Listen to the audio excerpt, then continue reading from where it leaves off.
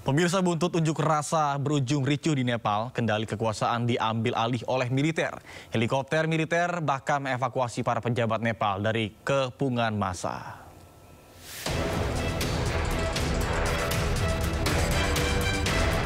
Helikopter militer Nepal mengevakuasi para menteri dari rumah dinas mereka di kawasan Bai Sepati. Pejabat pemerintah lain juga dievakuasi ke barak militer dan mendapat pengamanan lebih ketat. Kekuasaan diambil alih oleh militer pasca unjuk rasa yang semakin anarkis. Militer Nepal mengambil alih kendali untuk memastikan ketenangan di negara Himalaya tersebut hingga pemerintahan baru terbentuk. Nepali दाजुभाइ तथा दिदीबहिनीहरू, नेपालको इतिहासदेखि नै नेपालको स्वतन्त्रता, सार्वभौम सत्ता, भौगोलिक अखण्डता, स्वाधीनता, राष्ट्रिय एकता र नेपाली जनताको सुरक्षार्थ Jam malam telah diberlakukan dan militer menyatakan berbagai aksi vandalisme, penjarahan atau serangan terhadap individu akan berujung pada tindakan tegas.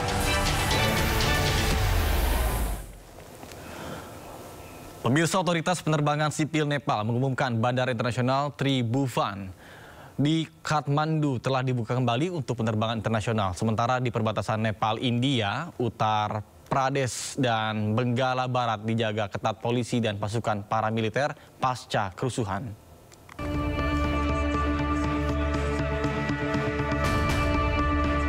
Pihak berwenang menyatakan situasi keamanan di Kathmandu secara bertahap kembali ke normal pasca kerusuhan massal menyusul protes nasional. Warga Nepal yang terdampar di luar negeri bisa kembali pulang setelah 2 hari penutupan bandara internasional. Peningkatan lalu lintas penumpang di Bandara Internasional Tribhuvan berangsur pulih setelah banyak penerbangan internasional dibuka kembali. Sementara, keamanan di perbatasan Uttar Pradesh dan Benggala Barat dijaga ketat polisi dan pasukan paramiliter. Banyak warga Nepal yang telah kembali masuk setelah mengungsi sementara di kota Benggala, India. Di sisi lain, ratusan truk terlantar di Panitaki, Benggala Barat menunggu aktivitas kembali normal pasca kerusuhan massal. Sementara polisi Nepal menjadi tawanan massa saat gelombang unjuk rasa yang dipicu dugaan korupsi dan pembatasan media sosial. Sejumlah polisi dilucuti senjatanya dan ditahan oleh warga Nepal. Sementara sebagian anggota kepolisian serta militer memilih bergabung dengan gerakan rakyat. Aksi protes yang dipimpin generasi muda ini dipicu dengan dugaan korupsi dan pembatasan akses media sosial yang menewaskan 31 orang dan berujung pada lengsernya Presiden Ram Chandra Paudel serta Perdana Menteri Sharma Oli.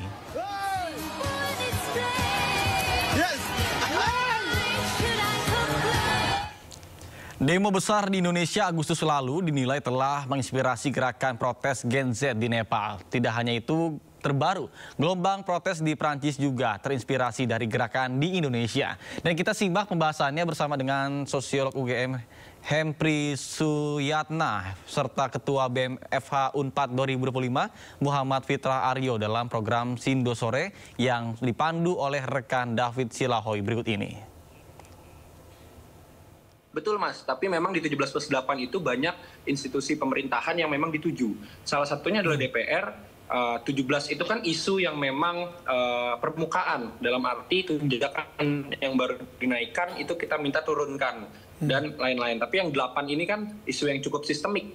Isu yang cukup sistemik namun belum ada responnya gitu, karena memang jangka waktunya itu adalah 1 tahun. Lebih long term. Cuma memang di samping itu Presiden Prabowo juga sudah merespon gitu. Ada beberapa tuntutan yang menurut Pak Prabowo itu logis dan ada yang tidak gitu. Tapi sayangnya yang tidak itu adalah berkaitan dengan pemfokusan kembali Tentara Nasional Indonesia untuk menjaga profesionalitasnya di barak dan bukan di ruang sipil gitu. Jadi bagi Prabowo itu bukanlah satu hal yang masuk akal gitu katanya. Nah, itu mungkin respon yang cukup mengecewakan gitu kalau bagi saya.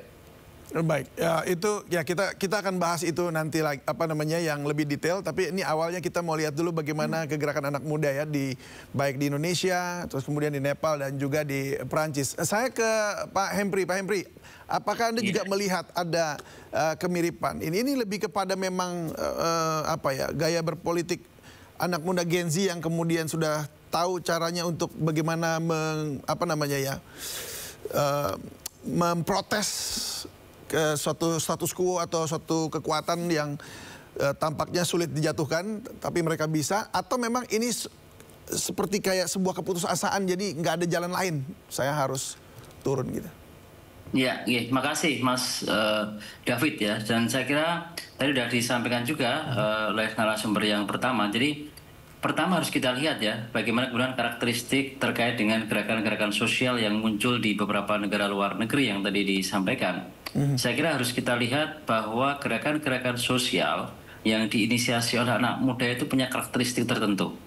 Pertama adalah tentunya anak muda itu kan tadi kreatif, inovatif. Yang kemudian juga yang kedua adalah anak-anak muda itu kan dia juga kritis dan kritis ya. Ini yang dan juga mungkin punya kemampuan adaptif yang luar biasa.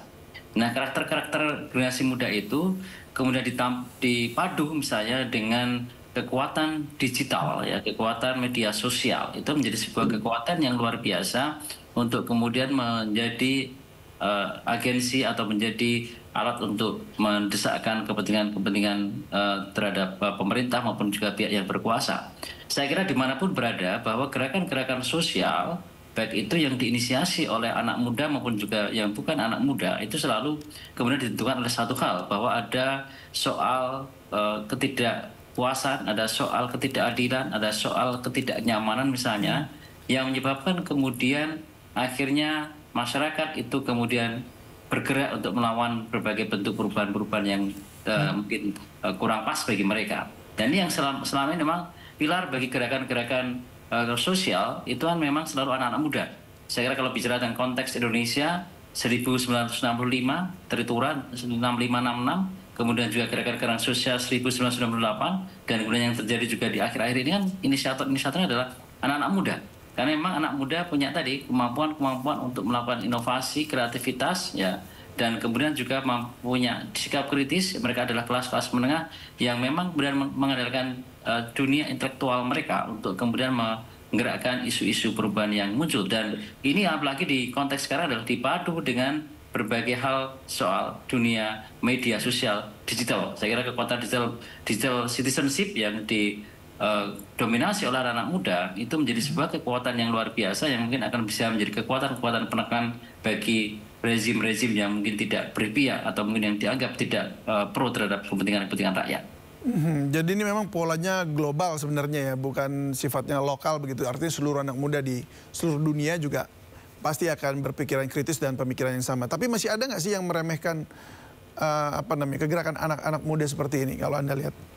Ya, saya lihat memang masih ada ya. Artinya memang ya dianggap bahwa misalnya ya anak-anak muda itu kan mungkin dianggap mungkin tadi tidak produktif ya. Apalagi ketika ya sebagian anak muda kan juga banyak problem-problem soal misalnya soal pola perilaku konsumtif, yang kemudian soal budaya selebritis dan sebagainya, yang itu ya mungkin juga menjadi salah satu handicap bagi generasi-generasi muda yang ada di Indonesia maupun juga di dunia pada umumnya. Artinya bahwa memang tidak semua generasi muda itu punya misi, punya orientasi untuk kemudian berjuang untuk konteks rakyat ya. Artinya mereka berpikir secara kritis dan idealis. Tapi kita juga lihat sebagian anak muda mungkin juga tadi lebih banyak memandang dia sebagai sisi yang konsumtif, hedonis dan sebagainya. Tapi saya yakin bahwa sebenarnya anak-anak muda itu punya potensi yang luar biasa untuk kemudian menjadi generasi-generasi yang tadi bisa menjadi sebuah generasi yang kreatif dan menjadi inisiator terhadap proses-proses perubahan-perubahan yang terjadi. Dan saya kira dipadukan dengan dunia digital, saya kira akan menjadi sebuah kekuatan yang luar biasa untuk melawan hambatan-hambatan struktural yang mungkin tidak pro terhadap masyarakat. Iya, saya ke Mas Hempri. Mas, Anda kan di Fakultas Hukum ya? Saya Visipol, Pak. Oh sorry, Anda di Visipol. Oh apalagi nih, pas di Visipol begitu. Yeah. Baik, untuk Anda sebagai mahasiswa di Visipol, Anda melihatnya ini sebagai apa ya? Sebuah kewajiban moral atau lebih kepada sekedar pilihan politis begitu? Iya. Jadi soal misalnya persoalan kegiatan kita melek, kita peka terhadap sosial bangsa itu saya kira tantangan intelektual sekarang. Jadi teman-teman generasi muda tidak hanya soal bicara tentang konteks intelektual, tapi betul tadi yang disampaikan oleh Mas David, ada tanggung jawab moral. Nah, perpaduan antara intelektualisme dengan tanggung jawab moral ini yang sebenarnya dibutuhkan oleh bangsa. Sehingga kemudian mereka punya kepekaan terhadap isu-isu sosial yang ada di sekitar mereka, isu-isu politik yang ada di sekitar mereka, sehingga mereka benar-benar menjadi sebuah generasi yang memang tumbuh berkembang untuk bagaimana kemudian mereka punya kepekaan dan akhirnya mereka berusaha berjuang untuk rakyat. Jadi dua perpaduan tadi, mahasiswa tidak hanya soal sisi intelektual, tapi juga harus punya tanggung jawab moral sehingga ini bisa memberikan kontribusi terhadap bangsa ini menjadi lebih baik. Pemirsa, usai sudah Sindo Today hari ini dan jangan lupa Anda bisa mendapatkan informasi terkini dan terbaru melalui kanal YouTube Sindo News atau melalui portal menghadirkan berita daerah, nasional dan internasional lengkap di sindonews.com. Mewakili kerabat kerja yang bertugas, saya Nata Arman pamit undur diri. Terima kasih dan sampai jumpa.